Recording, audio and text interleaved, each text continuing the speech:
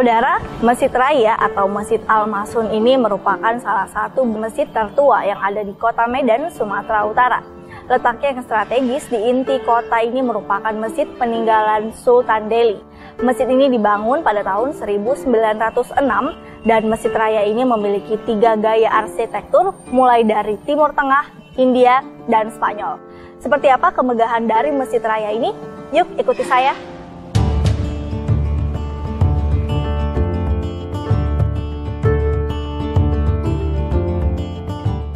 Salah satu masjid dengan arsitektur terbaik dan sangat terawat meski usia bangunan sudah tua adalah Masjid Raya Al-Masun.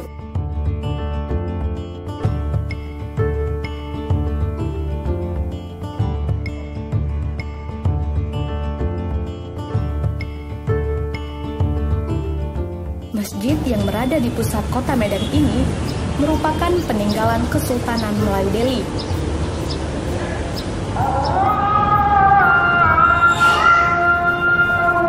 Masjid ini dibangun tahun 1906 oleh Sultan Ma'mun Al-Rashid Perkasa Alam.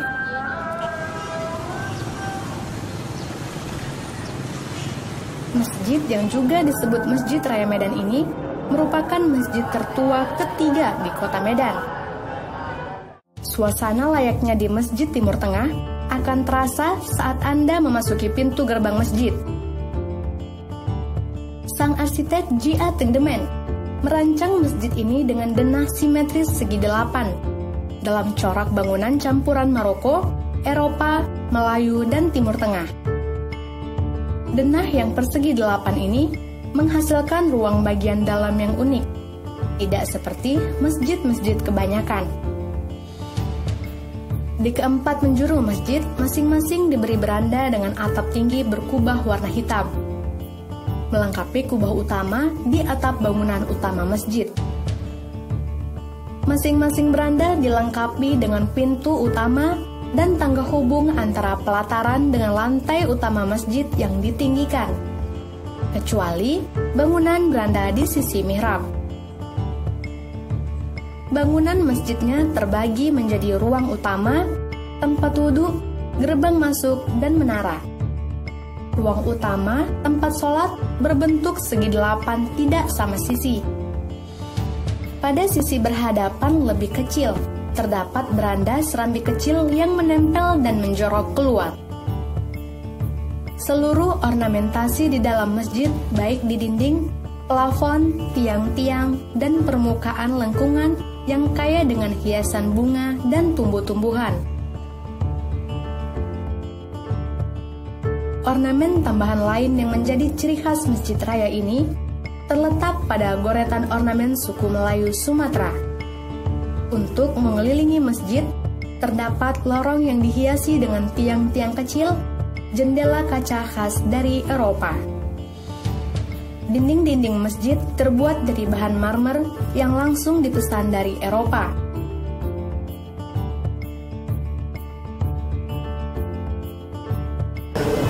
Ini adalah terletak di Kota Medan yang dibangun oleh Sultan Ma'mun Al-Rashid, turunan dari sultan yang terdahulu.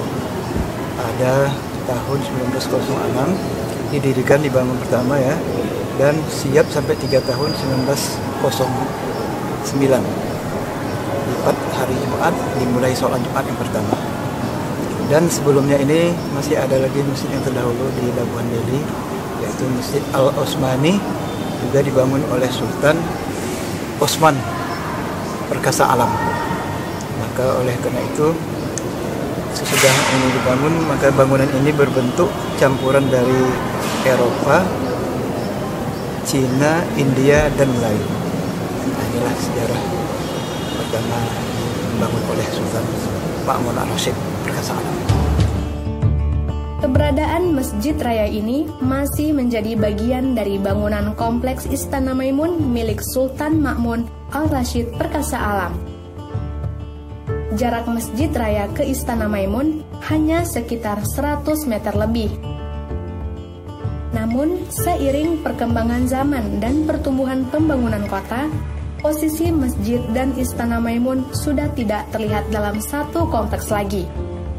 Sebagai bangunan tua, Pemko Medan dan pengelola Masjid Raya Al-Masyun memberikan penanganan khusus terhadap masjid ini. Di sebuah papan yang berada di pintu gerbang masuk kompleks masjid, misalnya, para pengunjung hendak memasuki masjid akan melihat papan peringatan agar tidak melakukan 7 hal. Ya, saudara, mungkin Masjid Raya Al-Masyun ini bisa menjadi referensi Anda untuk berwisata rohani ke kota Medan. Tim Liputan Kompas TV, Medan.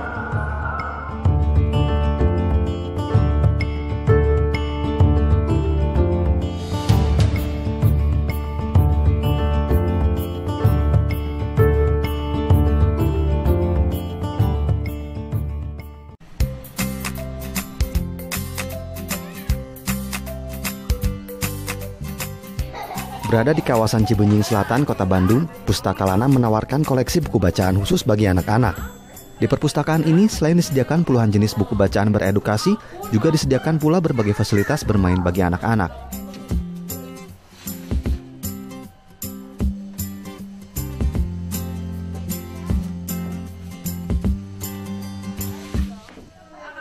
Pembangunan perpustakaan khusus anak ini bermula pada tahun 2005 silam.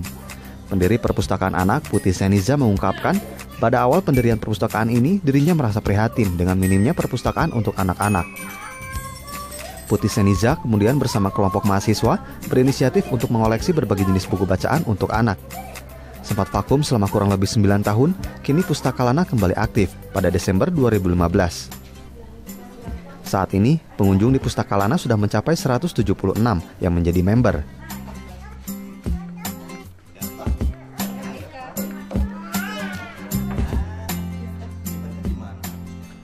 Karena khusus untuk anak, saya ngerasanya minat baca itu perlu ditumbuhkan dari semenjak mereka kecil gitu. Jadi dan di sini tuh bukan hanya sebatas meminjam buku saja dan menyiapkan buku, tapi lebih daripada itu memupuk kebiasaan baik gitu. Jadi semua kegiatan di Pustaka Lana, dari perpustakaan maupun ruang terbukanya itu semuanya terinspirasi dari buku Benang Merahnya, dan semuanya lebih menumbuhkan hal-hal positif dari keluarga. Jadi membaca itu sebagai salah satu kebiasaan baik yang harus ditumbuhkan dalam keluarga.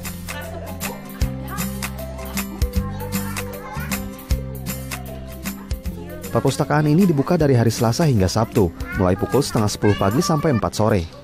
Bagi Anda yang tertarik, Pustaka Lana bisa menjadi tempat alternatif untuk mengajak putra-putri Anda untuk bermain sekaligus menambah wawasan anak-anak dengan membaca koleksi buku-buku.